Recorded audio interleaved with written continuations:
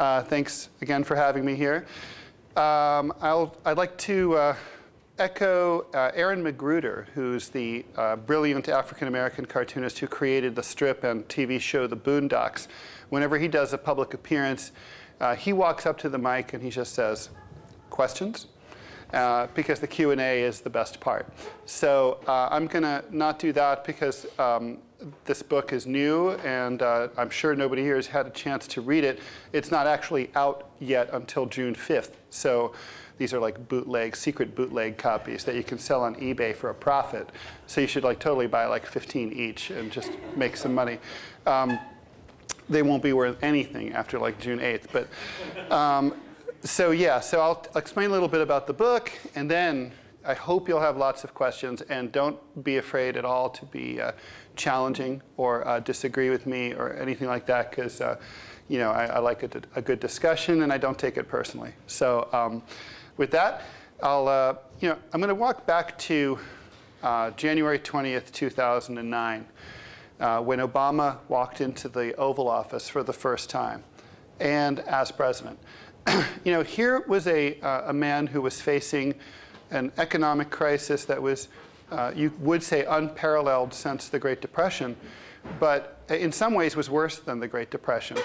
Between 2007 and the time that Obama took office, depending on how you count, between 25 and 28 million jobs had ceased to exist. And that's not counting the fact that wages and underemployment, wages had been shrinking and underemployment had been increasing steadily since the end of the Vietnam War. So, but the crisis caused by the subprime mortgage meltdown created a job apocalypse.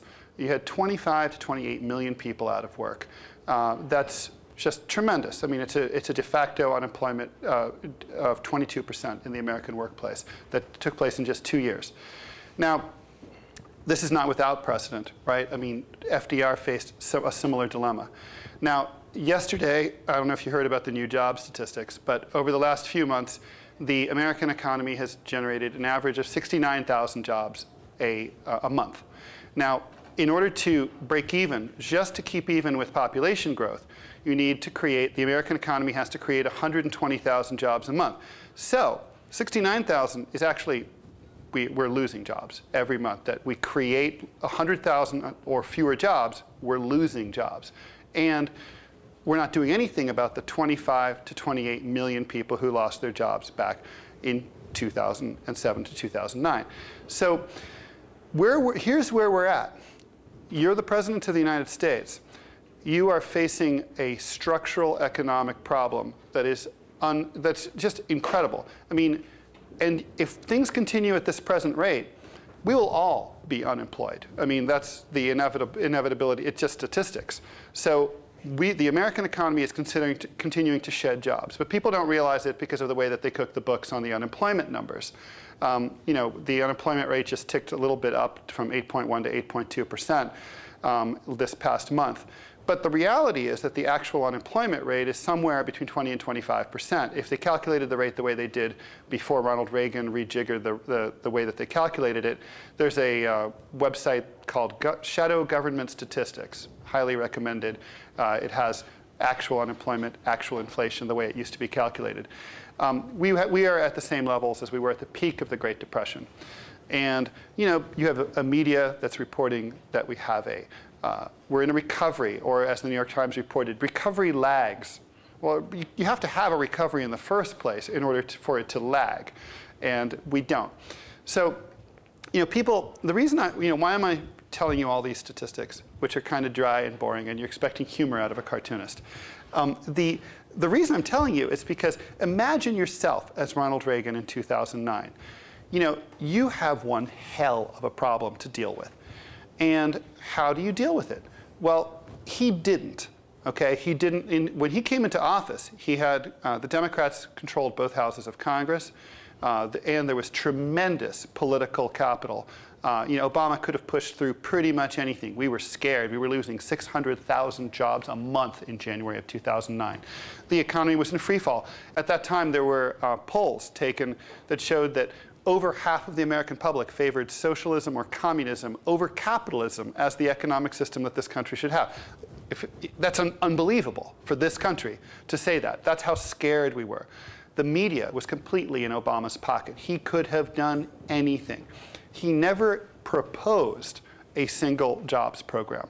There was a stimulus, a short-term, very small, watered-down stimulus package that went into the pockets of the states. And all they did was use the money to do stuff that they would have done anyway, road maintenance, that kind of thing. But no new bridges have come out of this, no new subway projects, no new trains, nothing. The net effect of it has been zero. And you're going to hear Obama, over the Obama campaign over the next few months, talk about how he created 4 million jobs. But remember what I told you about how you have to create 120,000 jobs a month just to break even. So 120,000 jobs a month is 1.4 million jobs a year. 3 years, that's 4.2 million jobs. The point is that we are not, sorry, that's not true. Yeah, that's right, 4.2 million jobs. So he has not created any jobs. It's a net loss. 4 million is a net loss. And that doesn't even address the 25 million that we talked about earlier. So this fall, when Obama loses to Mitt Romney, who's a complete tool, people are going to ask, how the hell could this have happened? Well, this is how the hell it could have happened. The President of the United States came in facing the #1 problem that people cared about and didn't do anything about it and didn't even address the issue. Now, that, I think, is at the core of why a lot of people on the left turned away from Barack Obama in the fall of 2011 and started to look outside of the old paradigm of post-1960s liberalism, which has said what lefties should do is take over the Democratic Party from the inside and look outside to the Occupy Wall Street movement. And in 2009, earlier, the Tea Party, in its sort of pre-Koch brothers, pre-corporatized state, we saw people on the right, mostly libertarian types, constitutional purists, look outside of the Republican Party for solutions. And now what you have is the vital center is gone. We are in a time of crisis. In times of crisis, there's no moderation. We have radical problems. Radical problems call for radical solutions. And so, yes, there are still people who are centrists, obviously, but there are a lot fewer of them. And a lot of those people have, other ones have moved to the far left and to the far right. And we're spiraling out of control. And there's really nobody knows where this is going. Now, back in 2009, when it became pretty clear that the Obama administration was not going to be very responsive to this crisis, I began writing my last book, which was called The Anti-American Manifesto, which basically said, look, the system is broken. It was irredeemable from the beginning, and now it's unreformable, which is to say it is not capable even of saving itself in the way that it did in the 1930s. It knows what it has to do to prevent its leaders from eventually being strung up from lampposts, but it can't do it because the structure has just gotten to the point where corporate power is so entrenched that the liberal component of the ruling classes cannot prevail in the conflict between the liberal ruling classes and the conservative ruling classes. And so in that book, I call for the overthrow of the United States government. Now, this book is not that book. This book is, obviously I come from the same place. I still think that's the solution. But what I'm trying to get people to see is that we're kind of in the same place that the Soviet Union was in 1989 or 1990. Barack Obama is Mikhail Gorbachev. Mikhail Gorbachev is the best, kindest, most intelligent, most well-intentioned, most liberal leader that the Soviet system was possibly capable, not of creating, but of allowing to come to power. Certainly there were far better Russians, but he was the best that system was going to let be in charge. And nevertheless, it collapsed due to lack of internal support. People just stopped believing in it. And the reason that is because he was the best that the system could possibly provide. People saw that it wasn't a matter of personality. When you had a monster like Stalin or even a bureaucrat who was out of touch like Brezhnev and Apparatchik, you could think, well, if we had a better premier, the system might be better. But once you have a good premier and you see that the system still sucks, then you see that the system, not the man, is the problem. Here, I think we're at the beginning of that discussion. We're able to see that Barack Obama is about, as Eric Alterman said, the most liberal, well-intentioned, intelligent leader that will ever be allowed to be president of the United States. And to which I say, that's exactly the problem. He exposes the nature of the system. You know, it's Obama, I think, is actually unwilling to make change. But whether he's unwilling or unable kind of doesn't really matter, right, in the end. And the case that I make in this book is that it's time for us to stop thinking of elections or to stop thinking about politics as, you know, Romney versus Obama, Democrats versus Republicans. It's really about this fake political system and the real political system. Politics is something that the American people have been outsourcing. You know, I mean, outsourcing has completely fucked up the United States. We've outsourced our jobs, and now every 4 years or every 2 years or every 1 year, depending on how often you vote, we outsource our politics.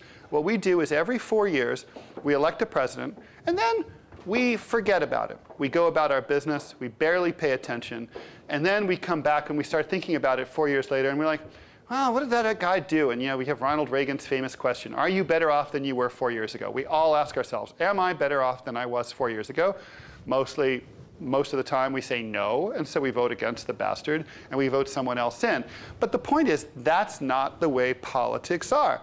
Politics are something that are supposed to take place every single day of the year, all the time. Politics is something that takes place at a book signing in Seattle. It takes place in a coffee shop. It takes place over Thanksgiving dinner with your family. It takes place all the time, where you talk to your fellow citizens about the way we should live and what we should do.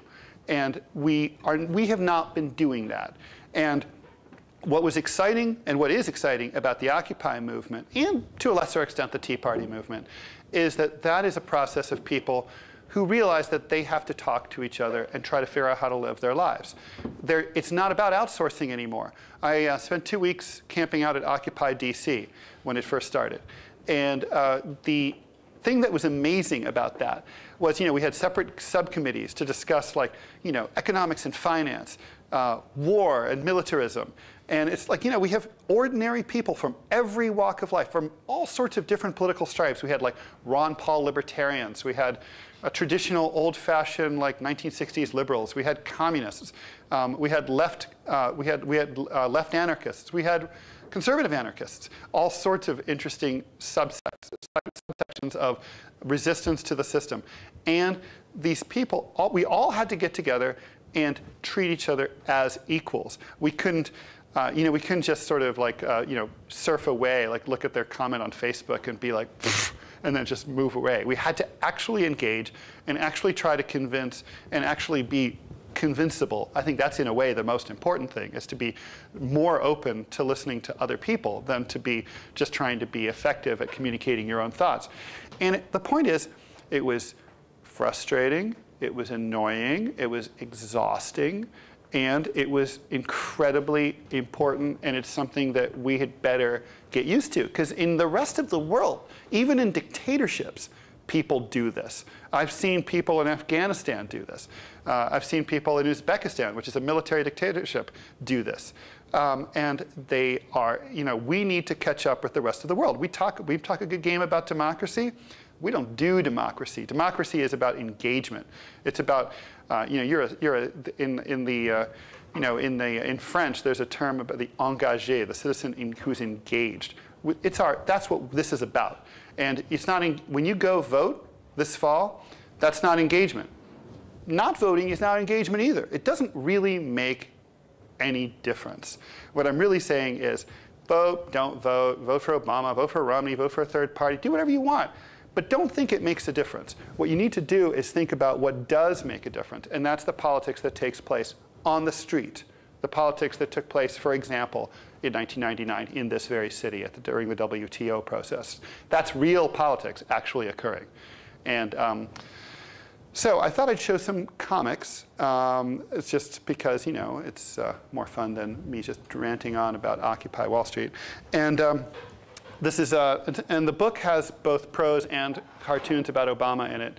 And I'm just going to sort of show some stuff that I've been working on lately that's kind of in the spirit of the book. None of these cartoons are in the book, so you still have to buy the book. Oh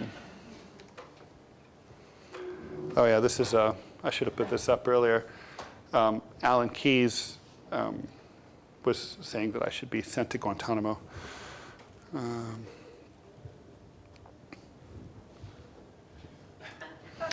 Okay then. I like the idea that you know, people think Obama is a radical socialist. I'm like, I wish he were. This was after the latest atrocity in Afghanistan. The US is honorable. The US military is full of nice, smart professionals who love the Afghan people. Don't blame us for the actions of one bad apple. Pointing to Obama. Okay, I was actually very proud of this, so if you guys don't laugh or like this cartoon, I'm going to be sad. Shortly after a new president takes office, he can't do anything. He has to save his political capital. Just into the first term. He can't do anything. The other party controls Congress. During the re-election campaign, he can't do anything. He needs to get re-elected. Then he'll do something. At the beginning of the second term, he can't do anything. A lame duck has no political capital. At the end of the second term, he can't do anything. He has to get his party's nominee elected to succeed him. Shortly after the new president takes office, he can't do anything. He has to save his political capital. Thank you for laughing. Romney needs to move. I don't know if this is like basically the tenor of all commentary on CNN, MSNBC, and Fox News. Romney needs to move to the right to shore up the GOP base. Obama needs to move to the right to get swing voters. And then there's people watching. What about left-wing voters? They need to move to the right to catch up with Obama.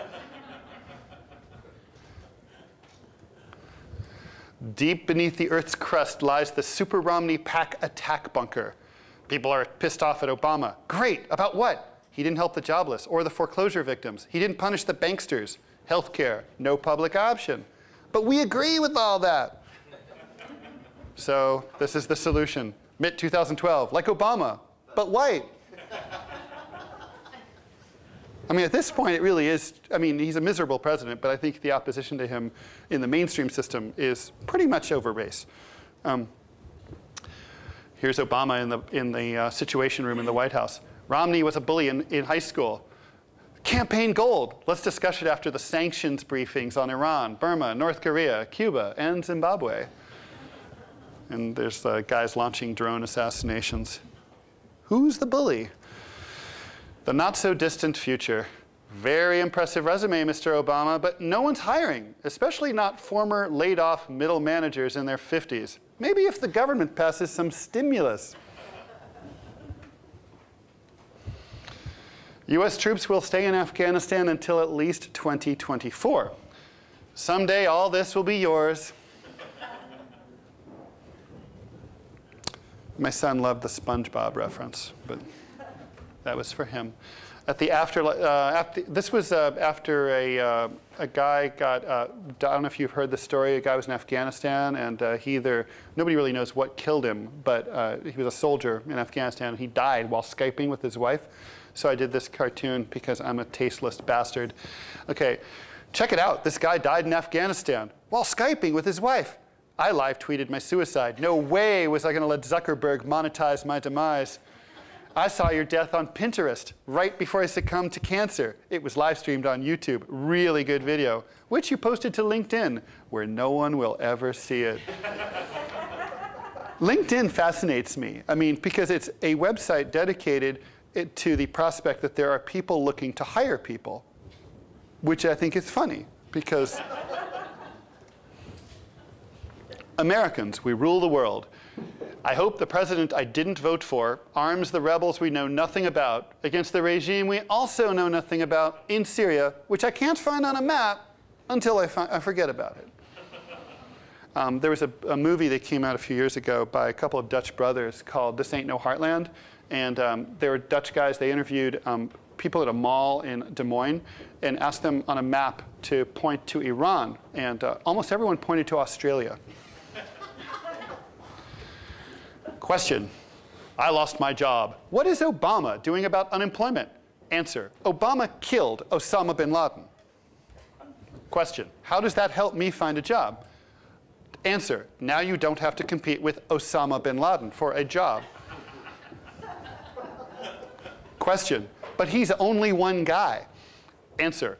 Obama is using drones to kill lots of other people, which means fewer applicants for that great job you want. Question. But that's in other countries. Answer. Funny you should mention that. This was the Secret Service scandal with the prostitutes in Colombia. I mean, you know, cartoon gold, right? It's like, deadline, met early. Finally, Obama created 20 whole jobs, but they're in Colombia. That was very, you know, it's just fun to draw prostitutes, but anyway. Or sort of old school prostitutes. Those Colombian women were amazing. They weren't like this at all, but whatever. Okay, who's there? It's God. Come to the light. It's time. Weird. I'm ready. I've lived a full life. I've seen and done and loved. I've tried to do good.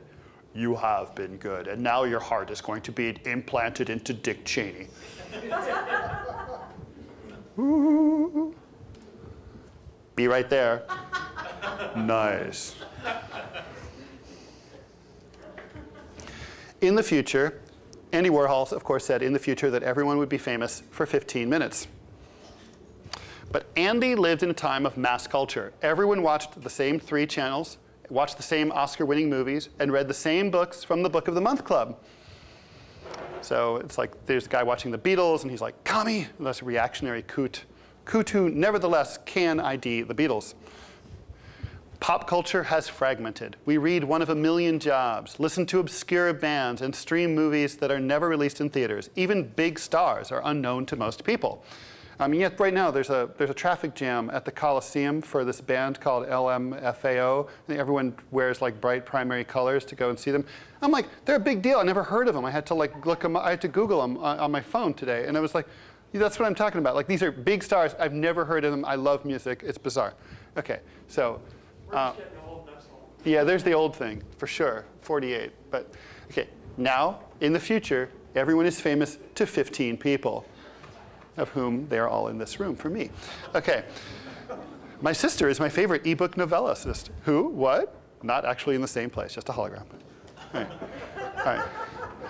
So, just lest you think that I only hate Barack Obama, that's just not so true. I mean, my heart is so full of hatred and for all politicians that I don't leave Mitt at all unscathed. Okay, so I just wanted to, because even though the book is about Obama, because you know he is the president, so you know it's fair. So new for 2008, the appliance you never knew you needed or wanted, the MittBot 2012.2. It relates to your concerns. Don't you just hate it when your portfolio turns out to be insufficiently diversified? It solves your problems. Looks like someone needs a brief clasping of arms about his or her thorax. It learns from its mistakes. Note to self, stop referring to Terran babies as work drones of my future corporate dystopia. It even emotes like a human. Error code -44, add green screen here. I mean, you know, he's just so, I've never seen a politician as uncomfortable in his or her own skin ever. I mean, it's just bizarre. In an America with 2 parties, the KKK and the Nazis. You have to vote. The Nazis will make things even worse. No, the Klanocrats take us liberals for granted. Both parties are evil. I refuse to support either one. There's a big difference. The KKK hasn't killed nearly as many people as the Nazi publicans. Also, the Klan is slightly less evil on gays and abortion rights. Let them be slightly less evil without my support. The Imperial Wizard promises a liberal second term. Local Clavern, here I come. The two-party trap. I was very happy about this cartoon. Here's like Obama trying to plan with his strategists about what the new campaign slogan's going to be. Could be worse. Prevented a depression. 4 more years. Like, yeah, we're going to need more coffee. You know, actually, they went with forward. Seriously, that's what they have. Forward. Recovery. Natural causes. It only counts as suicide if your unemployment benefits haven't run out yet.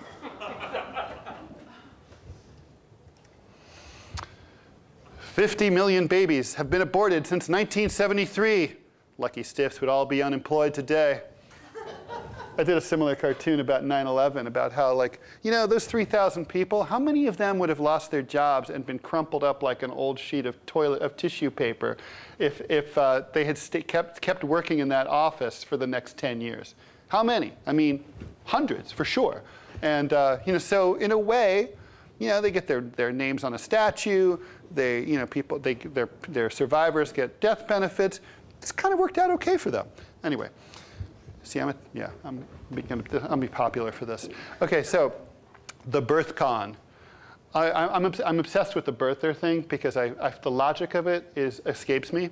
So, unleashed upon an unsuspecting world, Barack Hussein Obama, 1961. A boy is born, not in Hawaii, in Kenya. A shadowy group of conspirators hatches a masterful plot. This boy will be president of the United States, our puppet. Countless lies must be told. Bribes are paid. Documents are forged. No one must ever know. Those who suspect the truth are silenced. Shut your yap, Trump, or these hair plug pics go online. Finally, in 2009, the imposter rises to ultimate power, which he uses to continue everything pretty much the way it's always been. Lamest, sinister scheme ever. Ha! Do nothing corporate centrism will destroy the world. Now, this is a brilliant cartoon, and you should totally be into this, but all right. The killings of an unarmed teenager in Florida, Afghanistan, is prompting angry demands for the arrest of the vigilante who shot him. Not only did the cops not arrest the killer, they're on his side.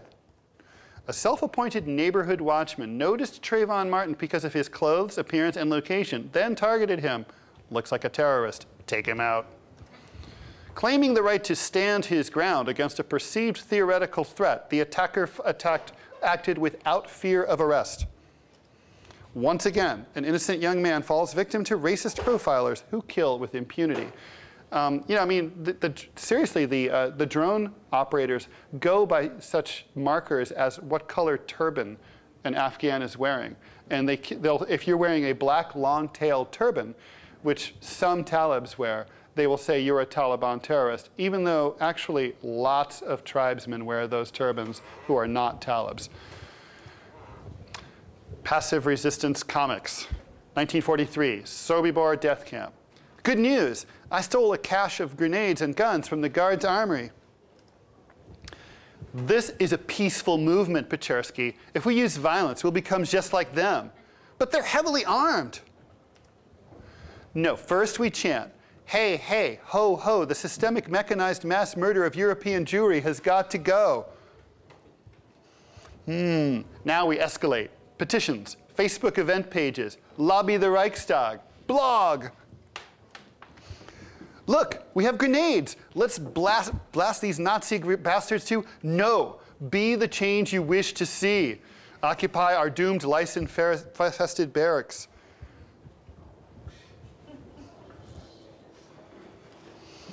So those are some of the cartoons I've done in the last couple of months, and I am now ready for your questions, comments, insults, complaints. Yes, sir. Yeah, but what if, Romney gets in there and, then social issues especially, maybe there's all these differences and... Yeah, I don't think there's going to ever be a really big difference. I mean, is there no difference at all? Of course there's a difference. The thing is, in the short run, it's the logical decision is to vote, if you're a liberal, is to vote for the Democrat over the Republican. But the problem is that life is a long-term decision that's composed of a series of short-term decisions that have all added up to bring us to where we are today.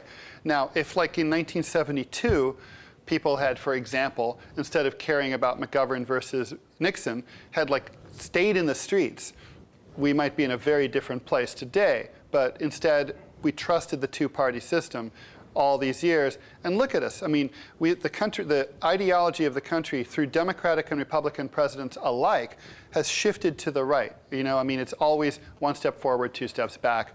And you end up with, Barack Obama would not have been considered, he would have been considered too far to the right for the Republican Party in the 1950s. I mean, Eisenhower never said that it was okay to torture and assassinate American citizens for no reason whatsoever. Obama does. Conversely, Barry Goldwater could never be in the Democratic Party today because he would be too far to the left. I mean, he said he was in favor of gay marriage in the 60s. Obama wasn't when he was elected. So you're just talking about like the problem is that I think that if you keep going with the short-term decisions, which I have, okay, but you get to a crisis point, and a crisis is a time when you face a dramatic choice, usually between two pretty unpalatable options, and I think that's what we're facing right now. And the two kind of untasty options that we're dealing with are economic and social and political collapse, kind of like the Soviet Union in the early 90s. And then you saw what happened in the 90s. I mean, Russians starved to death. Gangsters took over the country. It's still a disaster over there. They were better off under the Soviet system. And then, or do you go with revolution, which is everything can burn. You can have many people are going to die. It's going to be, good people are going to die. And it's just unpleasant no matter how you look at it. But that's because we have made all these short-term decisions that didn't work out for us. But history kind of also shows that you're inevitably going to get to a point like that, right? So there is, can the system be reformed?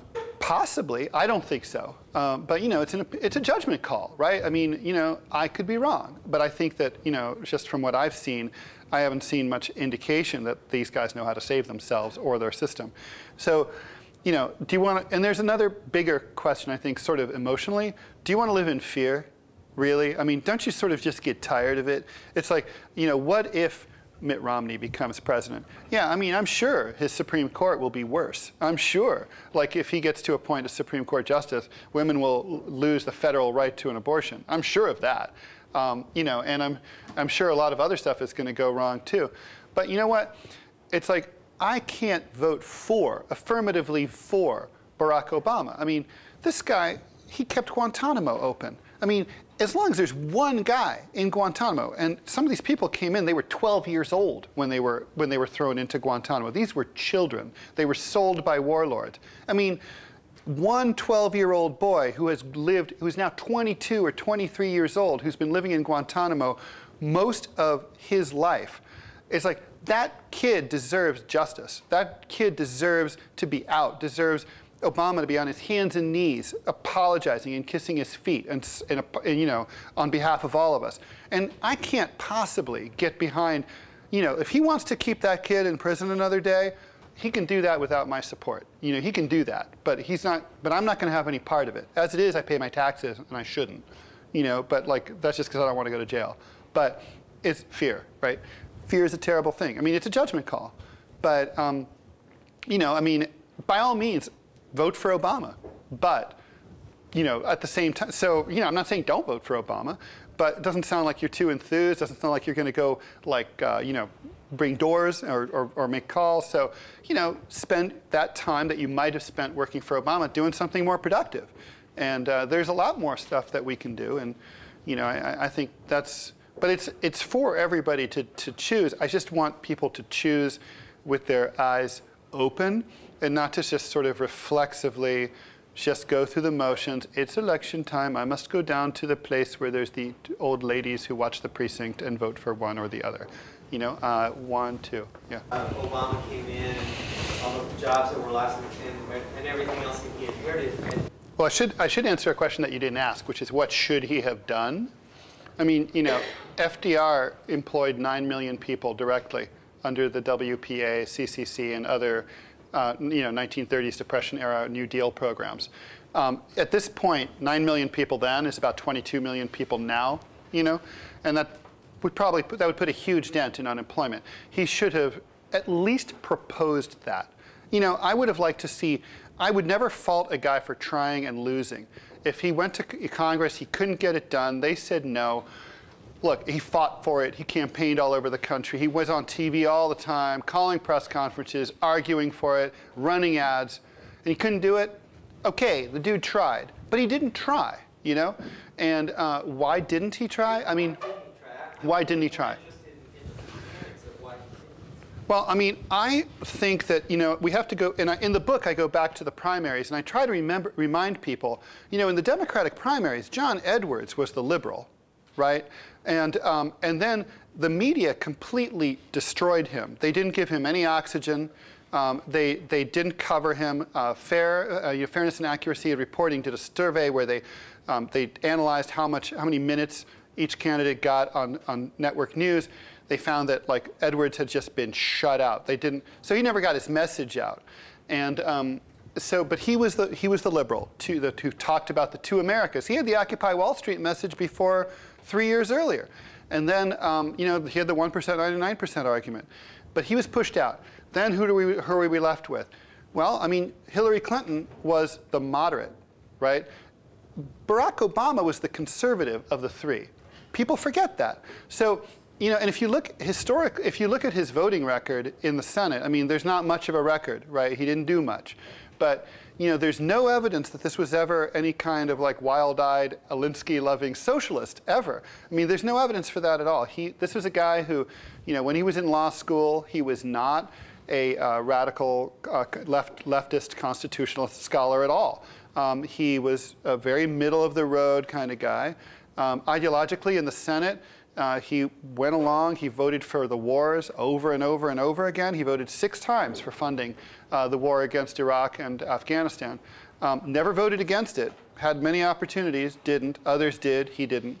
You know, and so I think that this was never a man who viewed government or big government as a solution to problems. I mean, he was a member of the Democratic Leadership Council, which was the Clinton era, you know, kind of triangulation, Dick Morris, conservative Democrat thing that started in the early 90s. And like, you know, so ideologically, this was a conservative Democrat, right, always. And you know, he was, so aside from that, you know, it's possible that a man with more principle might have come in and said, you know, things have changed.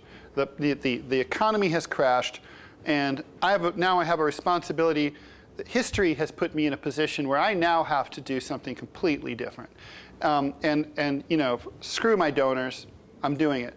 But he didn't do that. And I think that it's because, one, he never had the inclination, and two, you know, the system would have never allowed a guy who had the inclination to be elected. He wasn't that guy. I mean, you know, people blame his advisors like Timothy Geithner. Who appointed them? He did.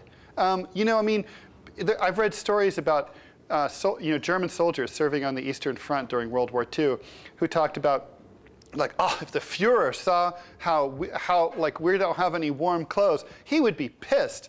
You know, it's all the underlings around him. You know, Himmler and Goebbels, those corrupt bastards. They're the ones who are giving him bad advice. Really, who appointed them? He's an absolute dictator, right? So, I mean, Obama has the advice that he wants. He never, economically, think about who he brought on, a bunch of guys from Goldman Sachs. He never called Paul Krugman, who was like the guy who was like on board who knew what was going on years earlier and warned about it.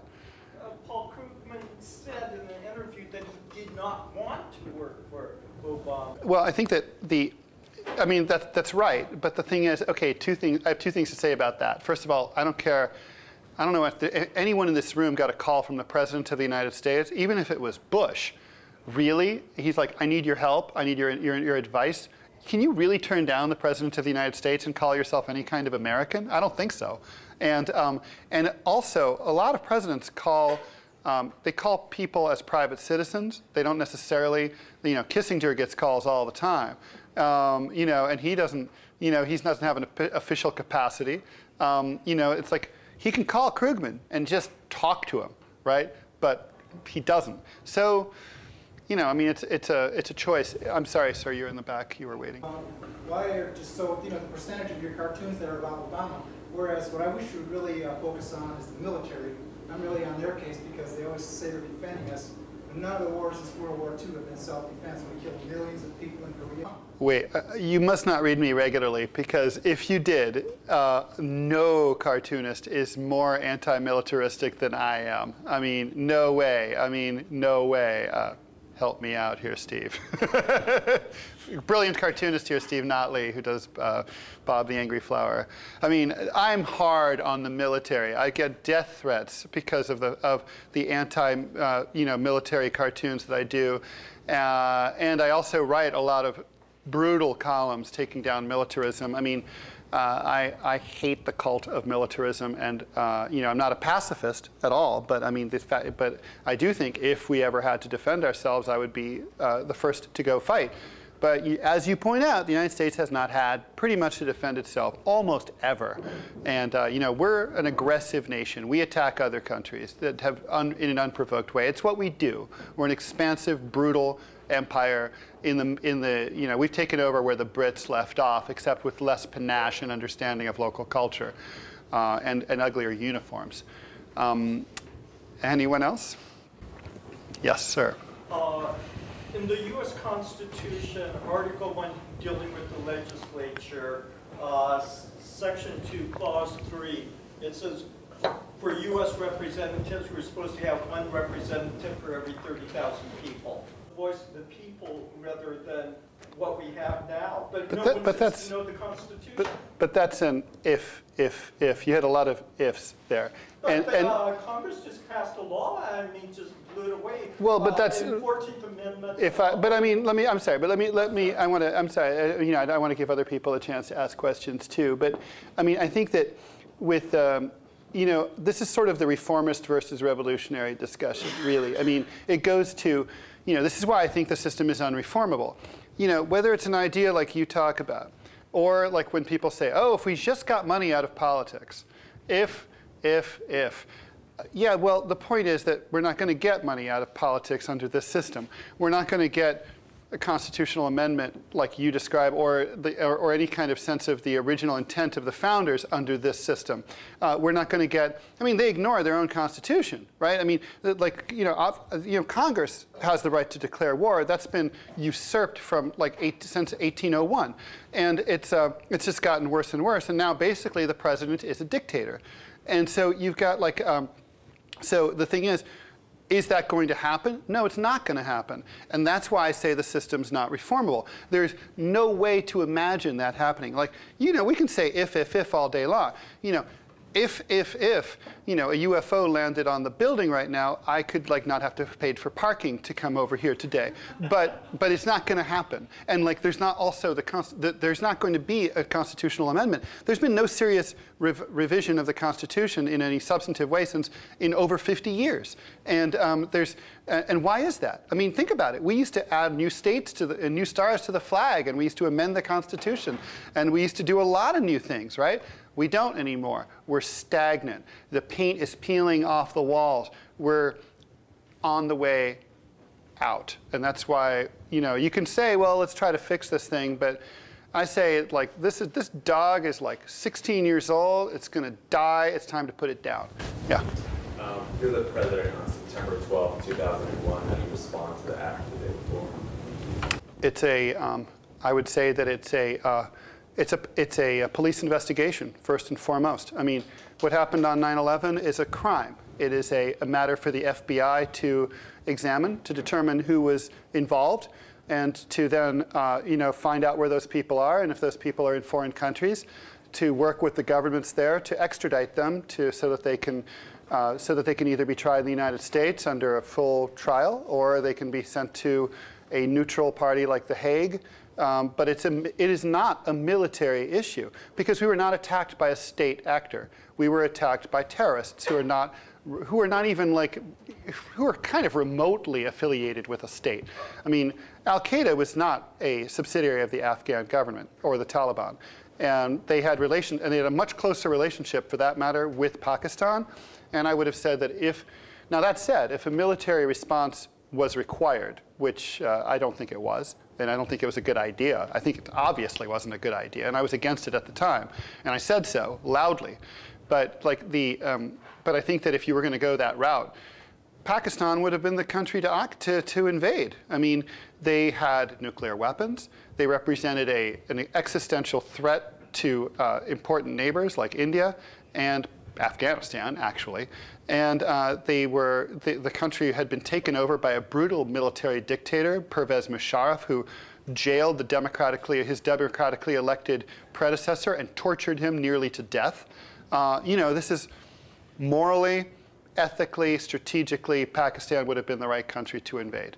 And would have been better real estate, too. I mean, in terms of if you're going to occupy someplace, Pakistan's certainly more useful to occupy than Afghanistan. Yeah. It's a general question, and I apologize. I was hoping you could touch base on what you feel the current state of affairs of the Occupy movement is, whether or not it's had any successes. Well, the Occupy movement has had a success. The success is that for the first time since the Kent State shootings, the American people went back into the streets to do politics. That's the success. So whether it's successor actions like what happened in Chicago recently, or the events that are going to obviously transpire and have taken place, like in Oakland, and are going to happen at Charlotte at the political convention. These are successes in that it's about discussion. But Occupy obviously has run into a major crisis. I mean, they've been pushed out of all their encampments. The encampment idea was flawed from the beginning. The idea that they weren't going to resist, that they were going to not resist, they were just going to walk away nonviolently, was probably a huge tactical error. Oakland sort of shows the promise of what's possible when there's resistance. And I think that there's the whole democracy is hard thing comes into play there. I mean, if anyone who's been to an Occupy General Assembly knows that can be very frustrating to try to achieve consensus on even the most minor issues. I'm active in my local Occupy, which used to be called Occupy the Hamptons, and is now Occupy the East End. Just 2 weeks ago, we had a little action where we invaded our local Bank of America and read a people's foreclosure to them, and they locked us in. The cops came. It was very exciting, and and people were. And I saw it was shocking in East Hampton, New York, which has the highest per capita income in the United States and the highest property values in the United States. People are driving by in Lamborghinis and honking their horns and screaming, "Fuck the banks." So there's a lot of anger in some surprising places. But the Occupy movement could go away. It could be replaced by something better. I don't think it's possible to put the genie back in the bottle anymore. I think once people have had a taste of what political power feels like, they're not going to just put up with it. Not to mention conditions are going to continue to deteriorate, and the issues are still there, right? I mean, the government corruption. I mean, just last week, the AP reported that the median salary of a CEO last year was $9.6 million. I'm like, really? Like last year, in the middle of a depression, these f***ers are paying themselves $9.6 million each? They should all be in prison for life. And their banks should have all been nationalized. I mean, I had like I had a speeding ticket that ended up costing me $5,000. A speeding ticket. These guys stole the entire country. I mean, it's, seriously, it's madness. And I know that lots of people feel the same way. So it's not going to go away, I don't think. Or you go follow up, yeah. You brought up Oakland as a kind of isolated example of something within the Occupy movement. Well, because in Oakland, people probably are aware, there's been some violent resistance to, well, much more violent police action. The police were brutal, and they attacked people. They nearly killed an Iraq war veteran. who was there to protest peacefully. And you know, in some cases, protesters threw things back and raised hell and refused to go out quietly.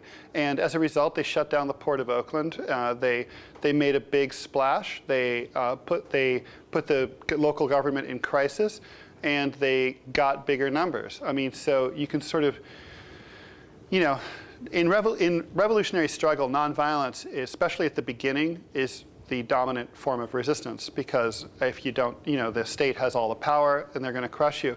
But I don't believe in a strictly 100% nonviolent approach to resistance, because for the simple fact that never in the history of humankind has radical change, I mean radical revolutionary change, ever been carried out fully nonviolently. And I don't think it's ever going to start. It's just the nature of power that, you know, these people hold on to their prerogatives and their money until they're forced to have it taken away. Yeah. This weekend was the Democratic Party state convention. I think it's still going on. So here's some delegates. My question is this: no doubt these probably about 1,000 delegates in there, or 600 or 1,000. They voted to you know, endorse Obama, endorse Maria Campbell, our senators and stuff. And no doubt they believe that their votes, or that their participation in the state Democratic Party is determining who's eventually elected president. Well, I mean, the smoke-filled rooms are a thing of the past, right? I mean, but we also, but I mean, I used to be very active in Democratic Party politics all the way through the Dukakis campaign, and I've been a delegate to the Democratic National Convention when I was young. And I've seen it work from the inside. I think that, you know, the fix is pretty much in years in advance. You know, it was determined that, I mean, look at the Democratic you know, primaries. I mean, it's hilarious that you have a party that calls itself the Democratic Party that didn't have primaries, that no one opposed the sitting president. No one. No, there's like not one person who even like thinks, boy, I could like make a name for myself and set myself up for a run in 4 or 8 years.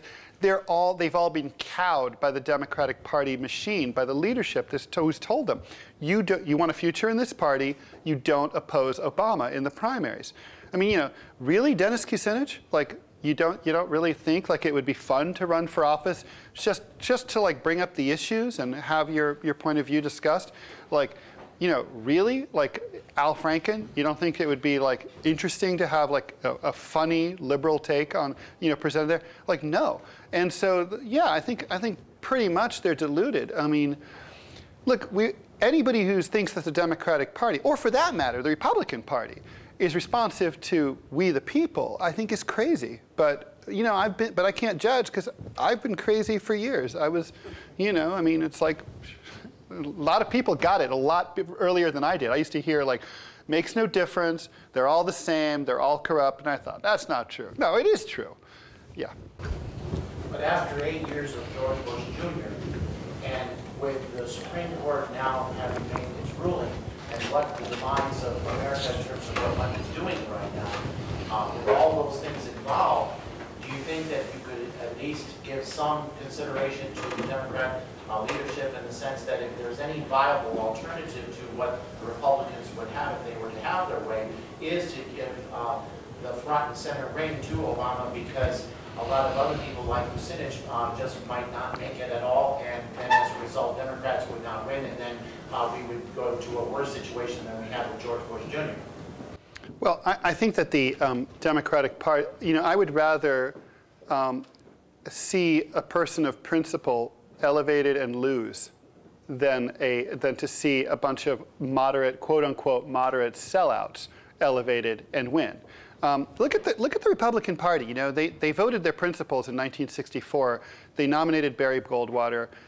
You know, it was a devastating defeat, and it completely defined the future of American conservatism. I mean, he became from that loss. The takeaway wasn't, oh my God, he was too conservative.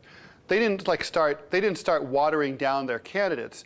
They continued in the conservative path. I mean, Ronald Reagan certainly was to the right of Barry Goldwater, and George W. Bush is to the right of Ronald Reagan. But the takeaway for them was like, you know, having strong principles will shore up your base. I mean, I know myself as a former Democrat that, like, if we had, you know, if it was possible to have a John Edwards become the nominee, as an example, in today's Democratic Party, I might not be standing up here pitching this book. You know, this would be I'd have a completely different outlook. I mean, the fact is that, like, liberals' relationship with the Democratic Party is dysfunctional. I mean, when do liberals ever get anything back? I mean, when do we get, what's the big takeaway? What, we got gay marriage? Like, we got that ourselves. The Democratic Party didn't give us that. That was something that, like, we got in court, and that the public opinion just changed. Like, what did we get? Like, meanwhile, the economy is completely being rejiggered in the favor of the 1%. The wars continue. Now it's like, oh, we have to go help Syria. Like, really? Like, when does it ever fucking stop with you people? When? Ever? Like, you're crazy. You're out of your mind. The economy is finished. And it's the Democratic Party. You know, I mean, they're just as bad. They're worse. So yeah. Concerned. But at the same time, I just think that in terms of all that I went through as a citizen in the last 8 years prior to Obama, that I feel like I've had a little bit of oxygen. My turn to ask a question. In what way? Really, I mean, seriously, what substantive thing is better, except for the fact that the president speaks English now? No, I mean, he's much more presentable. You know, when I see, it used to be very bad under Bush. You'd see him next to the British Prime Minister, and you'd be like, "Oh God, this is like I'm hurting here," you know, as an American. But aside from the fact that he's presentable and charming and attractive, really, what substantively has changed? You don't think, as a statesman, that his relationship with the foreign world and foreign policy with various nations, that you don't think that we have regained as Americans a sense of community in the... I don't, actually. I think there was a sense, you know, around the Nobel Prize period when people thought that that would be the case, and Obama gave his speech in Cairo. But, you know, he's been a right-wing hawk on foreign policy ever since. I mean, let's look at I think the world's opinion about the drone attacks in Yemen and Pakistan and Afghanistan, not just in those countries. Europeans, they think we're scum because we tolerate that. And they're right. We are scum. And in terms of the relationship with the rest of the world, I mean, America is always, we're still bullying.